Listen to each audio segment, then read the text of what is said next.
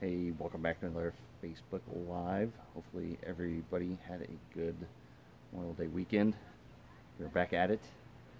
Closed up the Triathlon Virtual Club membership sign up yesterday. Went pretty good. Got a lot of people in, so we're getting them started on if they're looking for race specific training, pre made plans, or looking for courses on beginner level, kind of more off season, honing in on the details, make themselves a little bit better, especially while we got a little bit of downtime between thanks to the global pandemic, and seeing what they could do with their time to get the most out of it. So anyway, hopefully we can get to it before it's looking like it's going to rain. So let's destroy my note page.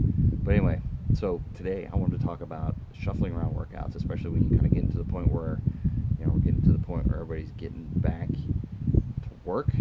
If you're still not working from home, opportunity to, maybe your schedule isn't as flexible as it was. So now you're going to the office, and now you've got to, balance workouts before work, over lunch, if you have the opportunities after work, that type of thing. So now you may be looking for opportunities where you can have to shuffle your workouts, kind of where we were before, when stay-at-home orders went into effect, and everybody could, stay at home and do your workouts, get your work done. And for those of you that have experienced for the first time, it is kind of a nice little feature to have, where you can just kind of stop what you're doing, go change your clothes, go for a ride or run or whatever, and come back and get back to work. So, but if you're out there now and you're doing your plan, and now you're getting into where you're running into problems of, later meetings and earlier meetings, and shuffle workouts, I always run into this with people that buy maybe a pre-made plan in Training Peaks or something like that, where they've got questions if they take a week off for vacation, they don't have access to a pool or a bike or anything like that. I've developed just kind of a quick hit list, for my personal one-on-one athletes, and people I do bi-monthly plans for. Kind of try to take that into account, and I shuffle their workouts and stuff and make that work for them. But if you don't have a coach that will get into your plan and kind of shuffle stuff around for you anyway, these are the tips that I go by that I help coach my athletes with. So the first one, the swims are pretty flexible. For the most part, they are not very high intensity, impact wise on the body. I know pools are opening back up, so hopefully in open water is getting warmed up. So right now people do have access.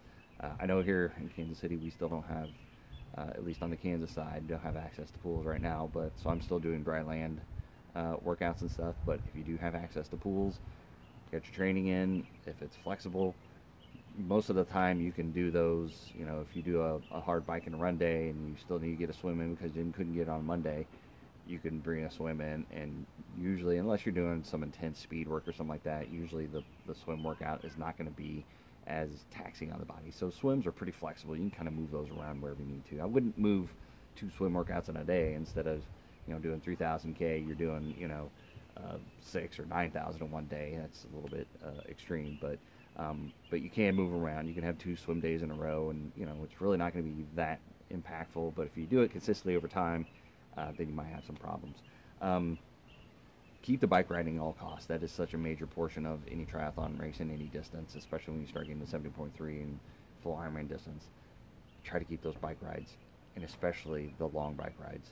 If you have to ditch some midweek work, some tempo rides or something like that, and you're out of town, but you can get back in town, keep the long rides and runs, man. Do not skip those, but keep as many of the bike rides as possible.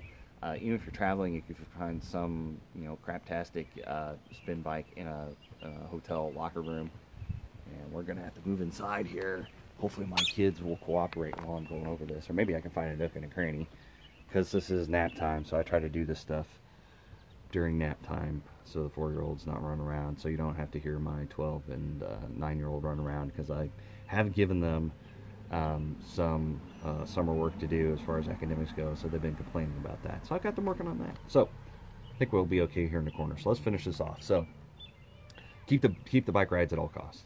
Then the next kind of priority list is try to keep the runs, because you're going to have to run a lot, and you want to be able to withstand, especially the full Ironman distance, 26.2 miles. You want to try to keep the runs at all costs. But next on that is the swims. Like I said, they're a little bit more flexible. I would suggest not getting below 2 swims a week if you're at the 70.3 and full Ironman distance level.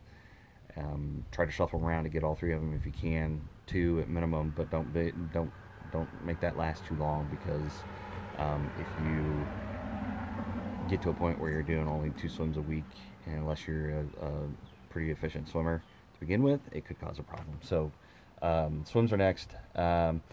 Like I said, keep the long stuff at all costs. Keep the long bike and the long run at minimum. If you missed everything for a week because you traveled for work or went to a conference, at least when you come home, a week's not going to be that horrible to jump right back in and do like a 50, 60 mile ride or something like that. But try to keep the long work at all costs. The next one on my handy dandy list is try to keep the zone 2 work. So if you've got a choice of a bike ride and you've got your speed work and you've got the zone 2 ride, keep the zone 2. And especially helps out, especially if you're kind of cramming stuff in to a shorter amount of period of time. When you're doing the zone 2, it's not near as intense, and it wouldn't be necessarily as problematic for injuries or anything like that. So the next on the list is, I try to get my athletes to incorporate strength training. If you have that in your plan, that's great, but that's kind of unfortunately the first to go.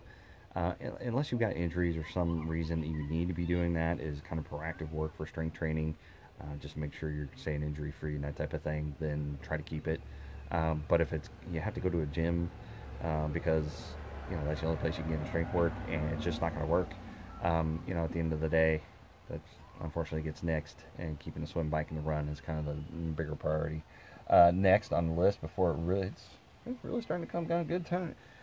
Weather forecasting actually came through today. That's just kind of a strange one.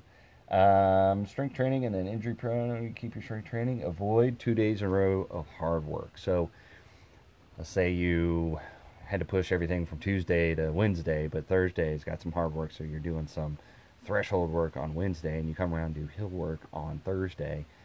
You're setting yourself up kind of in a bad way for just overuse, over fatigue, and then possibly injuries and that type of thing. So if you have to move it, then you move your Tuesday stuff to Wednesday, and then convert Thursday to zone 2 stuff. So typically that's the kind of rule I like to live by, is do not put intense, hard days. Don't stack them 2 days in a row. At least put 1 day of like easy bike ride, easy bike, and easy run, something like that. Keep some time in between the high intensity workouts. The next one is don't omit recovery. So you can kind of get away with, maybe Monday is your day off, but you're traveling on a Sunday for, so you went out of town for family stuff, and you come back Sunday night, but then you have opportunity maybe to do a little bit of a long ride or run on Monday to make up for it. So that could be an opportunity where you kind of replace a recovery day, especially if you had like maybe a day off or a very low intensity day before. But I highly recommend don't cram for the test. Don't go 2 weeks in a row without a recovery day, or at least without an active recovery day where it's an easy swim or easy run or a very easy bike ride.